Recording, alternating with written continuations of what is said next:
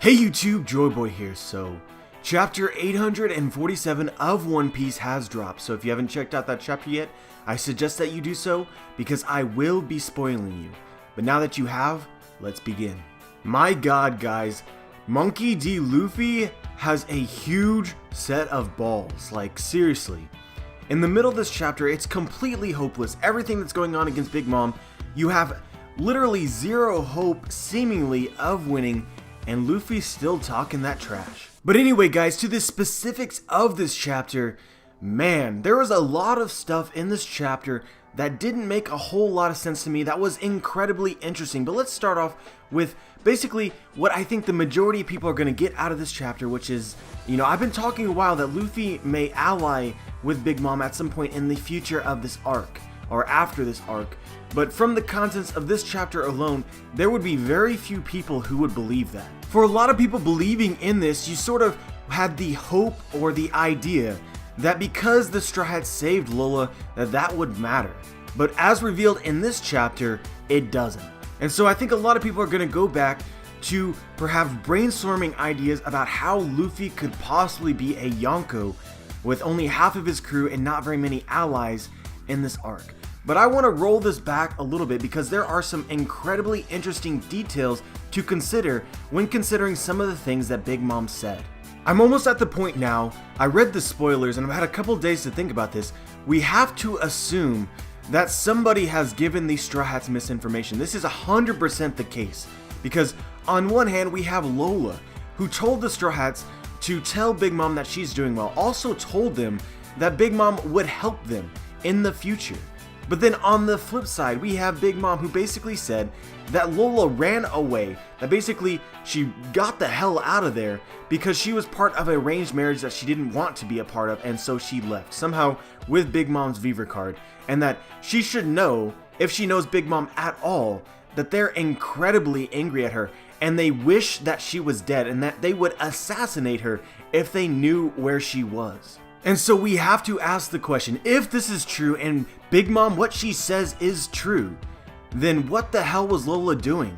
She basically sent them a direct path to their own doom. And so to give the Straw Hats hope that her mom would help them, as well as give them a Viva card to lead them directly there, knowing that she left on bad terms with Big Mom, does not make any sense. So if this is true, then I believe that we should start to wonder whether Lola is friend or foe. Which, given what we know about Lola, is not a question that I'm really willing to ask at this point. So for me, I need a way out of this situation in order for it to make sense. And conveniently, I've already made a speculation which would allow for something like this to occur. There's a video theory that I've done called All of Big Mom's Lies, in which we can see the inconsistencies between basically what is perceived about Big Mom and her overall ruthlessness and what is the truth. And if you watch that video and you look at this scenario here, you could potentially ask the question, is Big Mom telling the truth right now? There's a lot of clues out there that Big Mom is incredibly interested in the Straw Hats and has sort of like set up this game for them upon reaching Whole Cake Island. And so, perhaps this is still all part of the game. That perhaps Lola did leave on good terms with Big Mom directly. That maybe the other siblings don't know this or something like that, but Big Mom knows it, but she's not willing to tell the Straw Hats this at this point in time. And I'm going to be 100% honest with you guys. The idea that Big Mom is going to be an ally in the future at this point in time would be a plot twist. So with this being the case, then I would expect Oda to try and sell the plot twist. If we look at all the major plot twists in the history of One Piece, they all have something very common, which is that, like, if you look at the CP9 and the Water 7 arc, where they were initially members of Galley Law, right before it was revealed that CP9 was in fact those members of Galley Law, we were given direct evidence that they could not possibly be the ones that are betraying Galley Law and the Straw Hats and Iceberg, which is that we can see their bodies in one of the panels that they were defeated by whoever intruded, but we learned later that that was not actually their real bodies. And so this was just a couple chapters before the plot twist was revealed, where Oda basically made it impossible to believe that at the time. Or if you look at Ace's death, during the Marineford arc, not everyone was sold that Ace was actually going to die. And so the plot twist here was that Ace was actually going to die. But what did Oda do first? Oda allowed Luffy to rescue Ace. And then immediately after rescuing him, when we were sure that they would find a way to get out of the situation, Ace ended up dying. And so that's in essence the idea behind a plot twist. You sell the wrong thing before flipping it on its head and then going the complete opposite direction. And so this could definitely be the same with this situation, where this chapter's sole purpose was to 100% convince us that Big Mom cannot possibly be any sort of ally. And so there's a lot to consider, and I don't want to seem like somebody who's just completely dead set on believing something for the sake of believing it.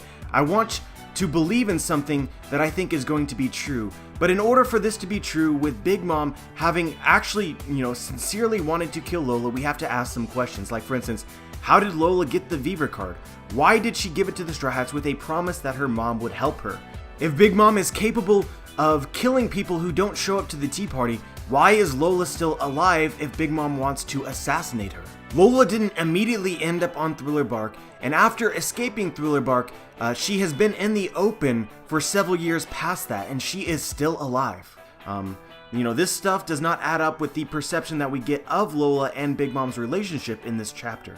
But anyway, guys, moving past this, there's a lot of other interesting details from this chapter. And let's start with the big one. The tomato box role in the story is now confirmed, and it is pretty much revealed that Big Mom is planning on opening it. Which, funnily enough, is what we expected from the reveal of the Tomatabako box's place within the treasure in the first place. That's what we initially believed, and seemingly is confirmed to be true after this last chapter. But I do think that there's some potential that this plot will in some way shift in a different direction, which is that we still have this gift exchange, which was pointed out on 2 separate occasions previous to this chapter. And so a gift exchange would obviously imply that the Big Mom Pirates would give the Vinsmoke something, and the Vinsmokes would give the Big Mom Pirates something. So I still believe this to be important, but what exactly is exchanged at this ceremony is now a lot more interesting and mysterious. But regardless, the box is going to go off, and at that point in time, shit is going to get real on Whole Cake Island. And as revealed in this last chapter, she's basically willing to forgive Luffy for what he's done because of the box, because she's quote-unquote fallen in love with it. So yeah, good luck with that. I also found it incredibly interesting about this whole previous arranged marriage with Lola. Again, not 100% certain if this is true. I really wish that Oda had shown us the other children of Big Mom and the reaction to Big Mom talking to Luffy in this chapter to get a better sense of maybe, is there a ... of them thinking, perhaps indicating that this is some sort of lie or something like that. But I think that we do have to assume that this is true. And honestly, this makes a lot of sense. Like, Big Mom believes pirates should live freely. Lola herself seemed to be an embodiment of that, having left Big Mom and, her tyranny in a way with arranged marriage to go choose her free and independent love, which again suggests that maybe at one point in time she was given the opportunity to marry, but it wasn't of her own choosing. And so Big Mom describes this person that Lola would marry, or this group, as being able to allow her to defeat all of the other Yonko. That's just how crazily important that marriage could have been. And so who could this possibly be? Like, who could you possibly marry? What group is strong enough to allow a Yonko to be stronger than every other Yonko? The Vinsmokes are not given that sort of treatment. The Vinsmokes are an incredibly powerful group. So this is somebody who would be incredibly stronger than the Vinsmokes. So, other than like the biggest groups in the world, like for instance, the world government itself or another Yonko, I just don't know who this could have been. Another really, really interesting thing in this chapter is that there doesn't seem to be giants present in Totland, the only race that doesn't seem to be there. And when Judge initially brought up the fact that he hadn't seen one, Big Mom had a fucking scary ass face. But then after this initial anger, she totally played it off like it wasn't a big deal, and basically was like, oh, they're here, you just haven't seen any yet. So there is something really deep behind this. This is not an offhand, like this, there's nothing about this that isn't as it seems. Big Mom definitely for some reason hates giants, but she's not willing to admit it. This is really, really fascinating. And Big Mom is also hiding the fact that she has these Straw Hats from the Vinsmoke. Like, keeping in mind that this whole entire thing was planned by Big Mom. Big Mom, as you can tell from this last chapter, has wanted to lure the Straw Hats in here because of their promise from Fishman Island.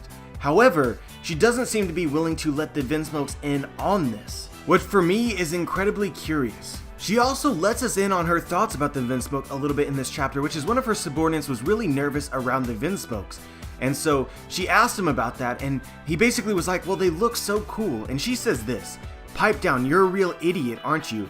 You're letting fiction influence you way too much. What's on the outside doesn't matter in the end." And so from this, I believe that we can assume that Big Mom doesn't believe in sort of the myth of the Vinsmoke, the mythical evil army or whatever it is. I don't think Big Mom believes in that. But this thing at the end, what's on the outside doesn't really matter in the end. The counterpart to something like when you normally say this would be, what is on the inside matters. I feel like this line was important, but I'm not sure how exactly to make sense of it. And so lastly, guys, we have the plots with Pedro and Brooke, as well as Chopper and Carrot. And so the Chopper and Carrot situation looks pretty dire because Carrot apparently is about to get eaten, which is, it's not a good situation for Carrot, but Chopper seems confident that he has a plan to get them out of this situation. He specifically comments on the fact that he can change his form and get out of his chains. So that's a start, but after this point in time, whatever his plan is, I still have no idea. And then finally, Pedro is acting as bait, as we learned in the last chapter, and so Brooke is going on a solo mission, I would assume, for the Poneglyph. And so Whole Cake Island is about to be a live concert. And so, I feel like something really cool is going to happen with Brooke. He's right now the only character in the story who is free to move around and actually do something to help the Straw Hats get out of here. So our hopes rest on your shoulders, Brooke. But yeah, guys, this was a really good chapter of One Piece. Lots of really cool things, a lot of things that I didn't even mention. What made it really enjoyable, but I don't really feel like the plot really progressed much. This was much more of a transitional chapter. But the chapters to follow are going to be awesome. At least it appears that way. Let me know what you think about this chapter. Let me know if you noticed anything from the chapter that I missed that you found in some way interesting or whatever. Just let me know your thoughts. Like the video if you liked the video. Subscribe if you haven't. And as always, dudes, have a wonderful day.